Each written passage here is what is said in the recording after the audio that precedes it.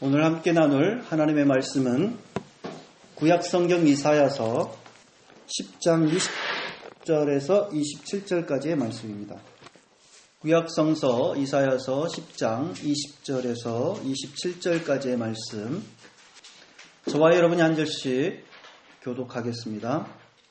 그날이 오면 이스라엘 가운데서 남은 사람들과 야곱 결의 가운데서 살아남은 사람들이 다시는 그들을 친자를 의뢰하지 않고 오직 이스라엘의 거룩하신 분인 주님만을 진심으로 의지할 것이다.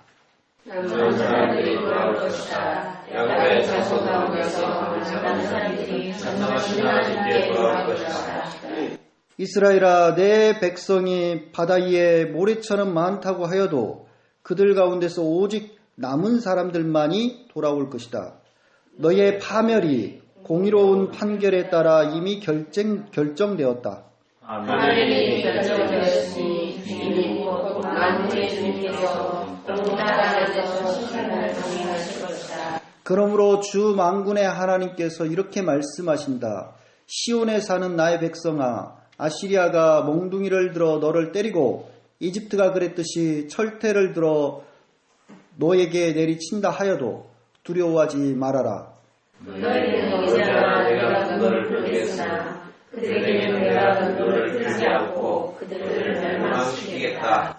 만군의 주님께서 오랫바위에서 미디안 사람을 치신 것 같이 채찍을 들어 아시리아를 치시며 또한 이집트에서 바다를 치신 것 같이 몽둥이를 들어서 그들을 치실 것이다. 그날에는 주님께서 아시리아가 주는 몽둥이를 너희에게서 옮기시고 아시리아의 몽이를 너희에게서 옮기실 것이다. 내가 살려서 몽이를 붙잡을 것이다. 이제 닷새 후면 3.1운동 100주년을 맞습니다. 3.1운동 100년이라고 하지만은 그 오랜 세월만큼이나 3.1운동에 대한 기억도 벌써 흐릿해지는 것은 아닌지 염려스럽습니다.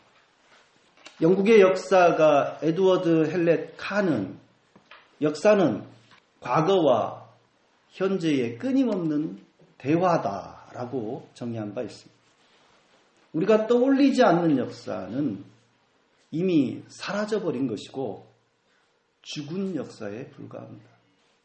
불편하지만 우리가 끊임없이 그 기억을 떠올리고 되새기지 않으면 보다 나은 내일을 열어갈 수가 없습니다. 1919년 3월 1일 3.1운동 당시 우리 지역 여수에서는 도대체 3.1운동이 어떻게 전개됐는지 궁금해졌습니다. 그래서 자료를 좀 찾아봤는데 순천에서는 순천 나간 장날, 나간 읍장에서 만세 시위가 크게 일어났고 그 지역의 유림들을 중심으로 거기서는 만세 시위가 조직적으로 일어났더라고요. 반면 우리 여수에서는 대규모 만세 시위는 없었습니다. 다만 4월 1일 날 청년들을 중심으로 쌍봉면과 소라면, 율촌면에서 산발적인 만세 시위가 벌어졌고 그날 저녁에는 봉합불을 올리고 배에다가 태극기를 매단 어민들이 돌산면, 화정면, 삼산면, 남면 이 지역의 어민들이 선상 시위를 벌였다라고 합니다. 이에 앞서 3월 2일 날 화양면 창무 출신의 유자환이라는 청년이 천도교 신자인데 아주 용감하게도 회룡면 사무소에다가 면사무소 게시판에다가 독립선언서를 부착하고 또 여수경찰서 게시판에다가도 독립선언서를 부착하고 그걸 배포하다가 걸려가지고 옥고를 치른 일도 있었습니다. 그리고 서울 배재학당을 졸업한 뒤에 고향인 여수에 내려와서 여수 수산학교 학생들과 보통학교 학생들을 규합해서 12월 20일에 여수 장터에서 큰 만세 시위를 준비하던 유봉목이라는 사람이 그런 계획을 그 중에 학생 가운데 누군가가 밀고를 해가지고 그 계획이 무산되고 붙잡혀서 옥고를 치른 일도 있었더라고요. 현재 웅천공원에 가면은 웅천 이수신공원에는 여수의 항일운동 기념탑이 건립되어 있습니다. 그 기념탑 둘레에 우리 여수 지역 출신의 항일운동가들을 비문을 한 40여 개 세워놨습니다.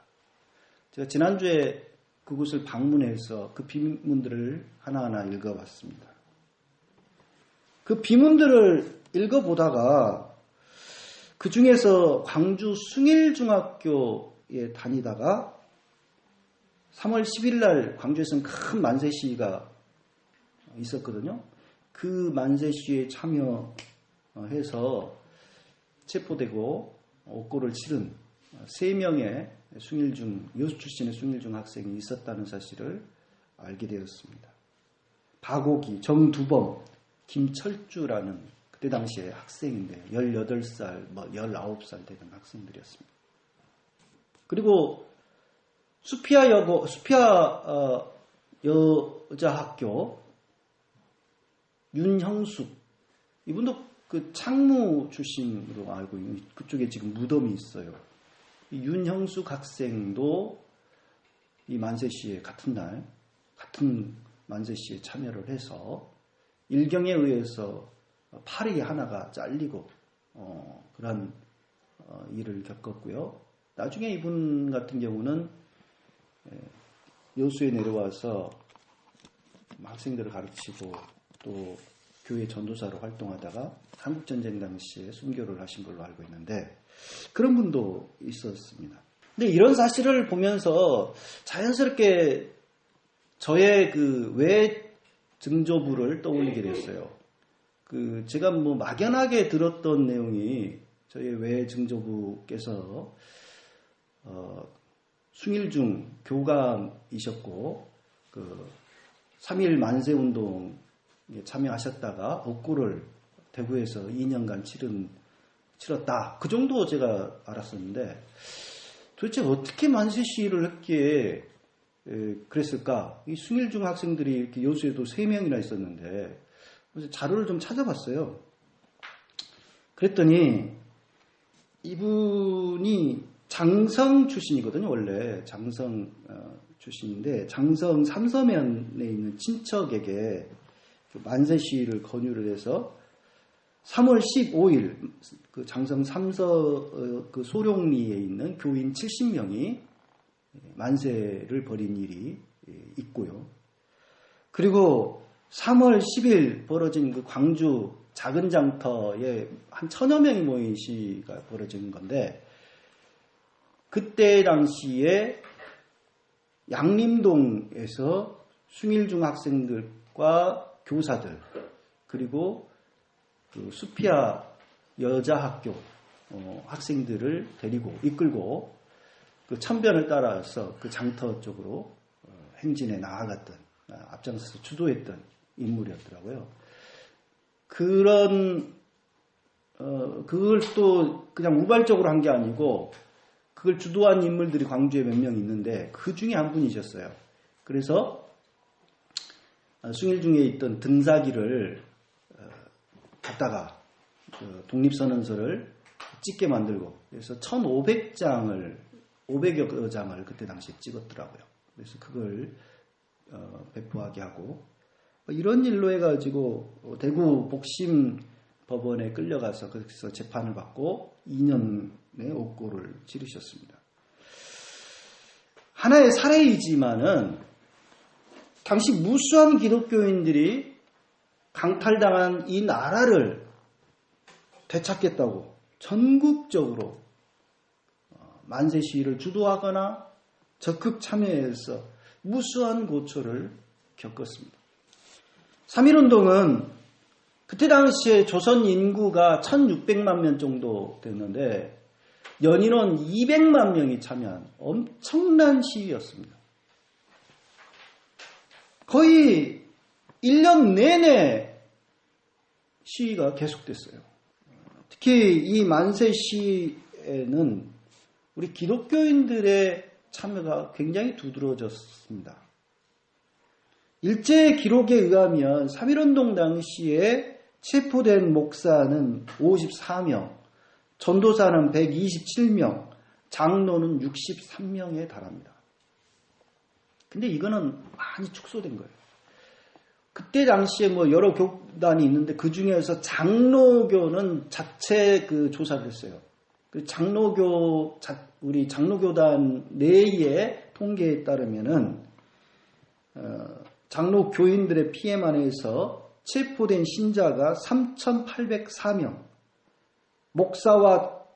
체포된 목사와 장로가 134명, 기독교 기관, 그러니까 우리 교단이 운영하는 기독학교들 있지 않습니까? 그런 또 이제 단체, 이들 지도자들이 202명이 체포됐고, 사살된 신자만 해서 41명, 매맞아 죽은 자가 6명, 파괴된 교회가 12개소, 파괴된 기독교 학교가 8개소에 달했다고 합니다. 이게 이제 1919년 9월 상황이에요. 그보다 더 많아졌겠죠. 일제는 이게 배후에서 외국인 선교사들이 조종하고 있다라고 처음에 의심했어요. 그래서 선교사들을 불러다가 그들을 회유하고 협박하면은 이게 잦아들 거라고 생각을 해서 그 선교사들을 불렀습니다. 그래서 회의를 했는데 선교사들을 추궁을 해보니까 이들도 외국인 선교사가 전혀 몰랐던 사실이에요. 이게 전혀 예상치 못했던 일이 터져가지고 굉장히 선교사들도 지금 당황해하고 어쩔 줄은 몰라하는 그런 상황이었습니다. 그러지 않겠어요? 그렇게 애써서 일궈서 세운 교회와 기독학교들이 막 이렇게 폐쇄되고 목사들이 끌려가고 교회 지도자들이 체포 감옥에 갇힌 상황이 되다 보니까 예배나 성경 공부 이런 것조차 기본적인 어떤 종교활동조차 제대로 할 수 없는 지경에 빠졌기 때문에 그 선교사들의 그 선교 보고서 중에 하나를 보면은 허리케인이 전국을 강타해가지고 지금 그런 어쩔 줄 몰라 하는 좀 그런 상황에 비유하고 있습니다. 그래서 일제는 이게 선교사들의 조종에 의한 것이 아니구나 이것은 알게 됐어요. 그리고 두 번째 회의 때에 상황이 더 악화되고 이렇게 이게 점처럼 이 자자들 조짐을 보이지 않으니까 이 선교사들에게 자기들의 자존심을 구겨가면서 요청을 합니다. 부탁을 합니다. 제발 좀 나서서 이걸 좀 수습해달라. 이대로 보고만 있을 거냐.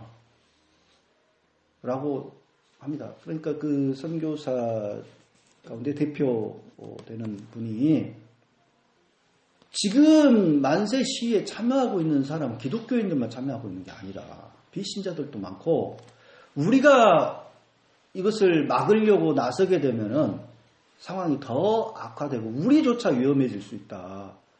우리는 정치적으로 중립을 지킬 수밖에 없다라고 이야기를 했습니다. 사실 그 정치적인 중립이 우리 그 민중들의 편을 들었다라고 볼 수가 있겠죠. 사실상은. 그 때문에 일제는 기독교인들을 더 심하게 다뤘다고 합니다. 선교사들이 그렇게 수습을 거절했기 때문에 그걸 때문에 더욱 기독교인들에 대해서 가혹하게 대했다라고 합니다. 교회사가 이덕주 교수에 따르면은 3.1 만세 시위가 한창일 때 서울 시내에 뿌려진 유인물 중에는 독립단 통고문이라는 문서가 있었습니다. 근데 이 유인물을 가만히 살펴보면 이게 말하자면 이제 그 만세 시위에 참여한 사람들의 그 투쟁 지침에 해당되는 문서인데요. 이 내용은 사실상 기독교인들을 위한 거예요. 전체적인 내용이. 그 투쟁 방식의 골자가 크게 그 두 가지로 정리가 될 수 있는데, 첫째, 어떠하든지 일본인을 모욕하거나 그들에게 돌을 던지지 말라. 그리고 주먹으로 때리지 마라. 그러니까 폭력적인 방식으로 이 만세 시위를 하지 말라. 또 일본인들을 자극하지 마라. 그런 거죠. 둘째, 기독교 신자는 매일 3시에 기도를 하되 일요일에는 금식을 하며 매일 성경을 읽으라. 이렇게 되어 있습니다. 월, 화, 수, 목, 금, 토, 일 계속해서 정해진 본문의 성경을 읽으라고 하였습니다. 그래서 철저한 비폭력 평화주의 시위를 하도록 그렇게 안내했던 것을 알 수 있는데요. 실제로 3.1운동 당시에 기독교인들의 그 만세 시위 형태를 보면은 비폭력 평화주의였어요, 실제로. 극히 일부 지역에서 폭력적인 그런 대응이 있었긴 합니다. 그러나 대다수는 비폭력 평화 시위를 기독교인들은 행했던 것을 볼 수 있습니다. 이러한 투쟁 방식을 보면서 좀 답답해하고 아쉬워하는 분들이 있습니다. 일제 이 놈들에게 대해서, 외놈들에 대해서 왜 그렇게 무력하게 대응했냐. 강력하게 낫이라도 들고 쇠사랑이라도 들고 가서 싸워야지 라고 생각하는 분들이 있는데, 그게 뭐 예수님의 비폭력 평화주의적인 이런 가르침과 상반된다라고 하는 것은 그만두고라도 그런 방식을 택했을 때 무슨 일이 벌어졌을까는 불보듯 뻔한 일이었습니다. 그때 당시에 일제는 그야말로 강력한 침묵기로 중무장한 상태였고, 거기에 대항했을 때 얼마나 많은 사람들이 죽어나갔을지 우리가 상상해도 금방 알 수 있는 내용입니다.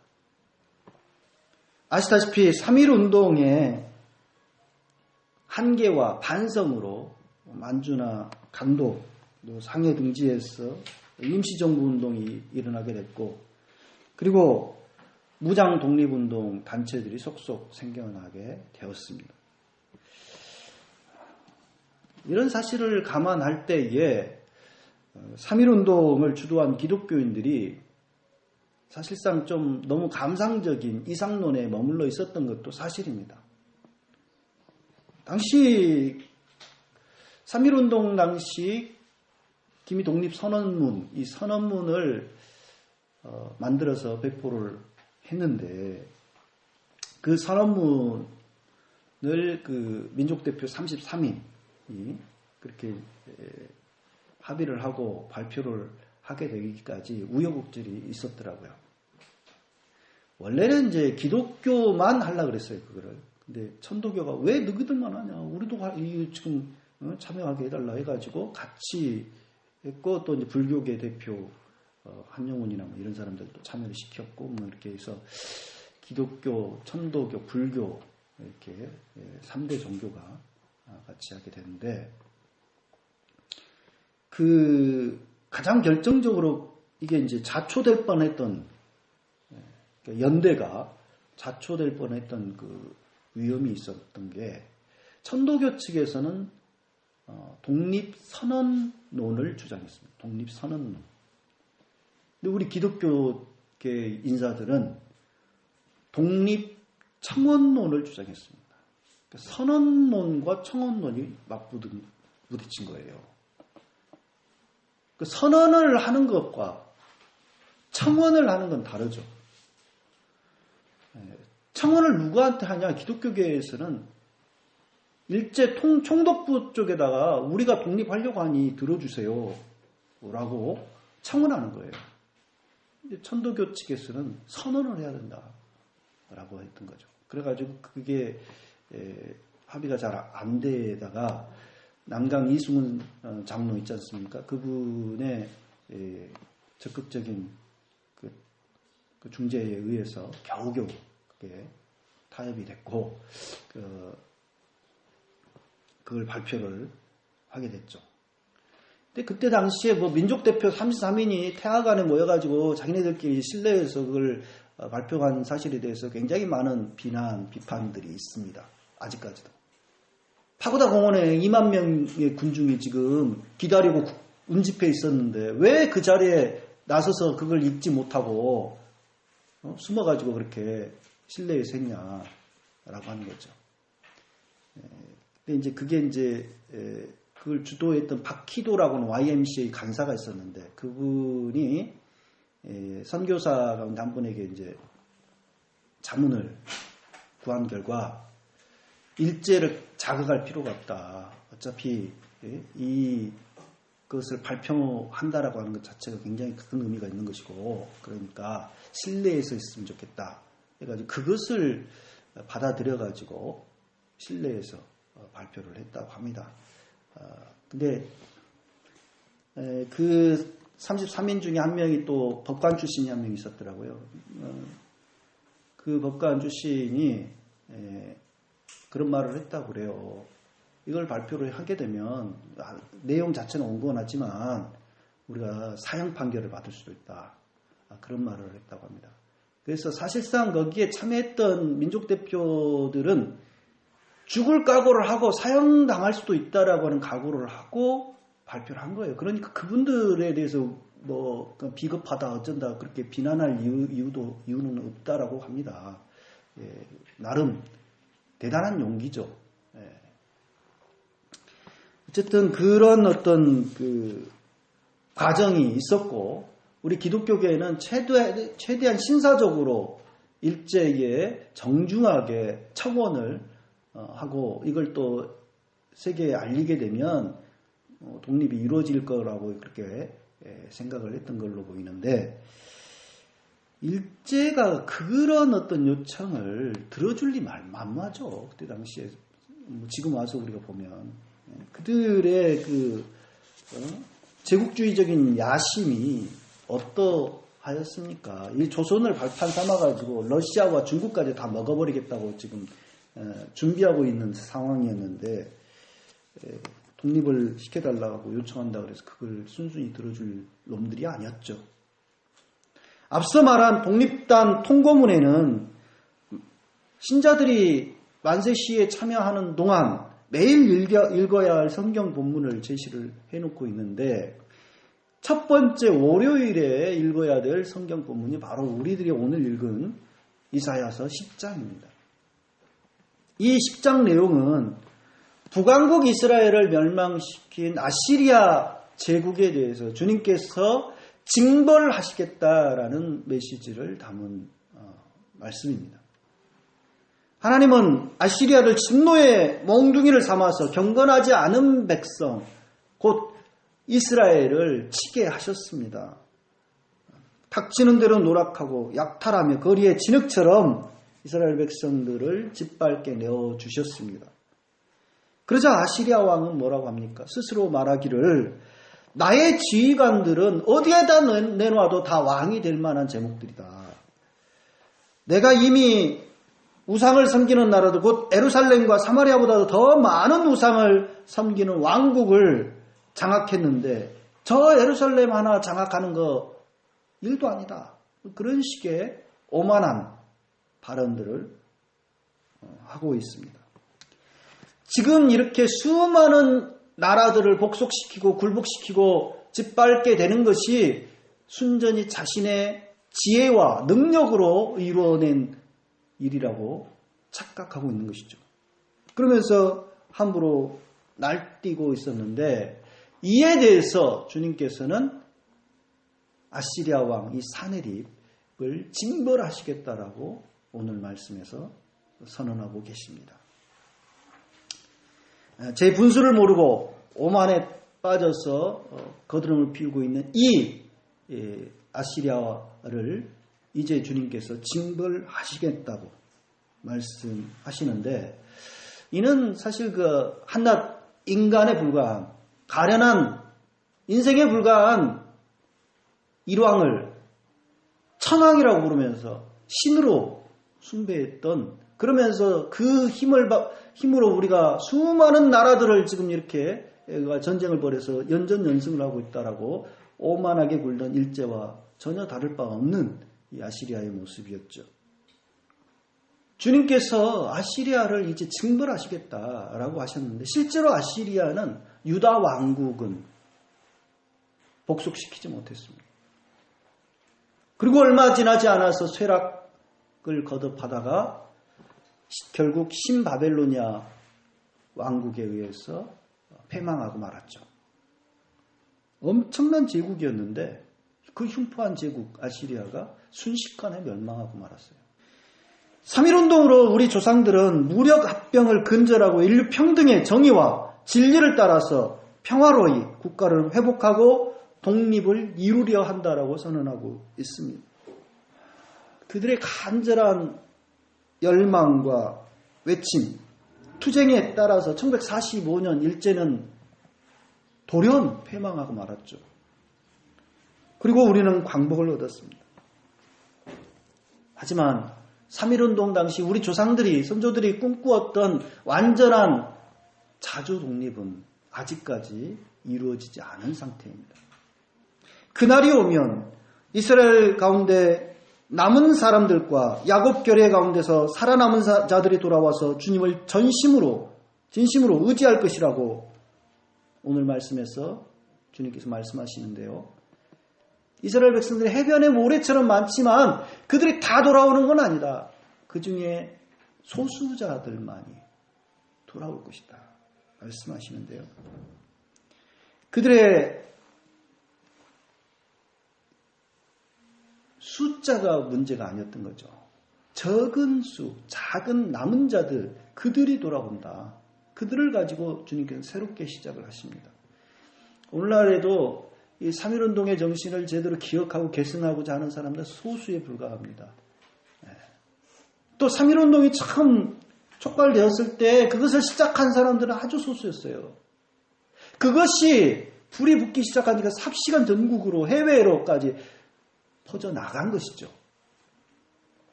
그래서 완전한 자주 독립, 평화로운 나라를 건설하는 일은 많은 사람들이 시작하는 일은 아닙니다. 우리 적은 숫자에 불과한 사람들부터 그 정신을 아로새기면서 이 지역에서부터 조국의 자주 독립과 통일을 이루고자 더욱 힘쓰는 저와 여러분들 되기를 간절히 바랍니다.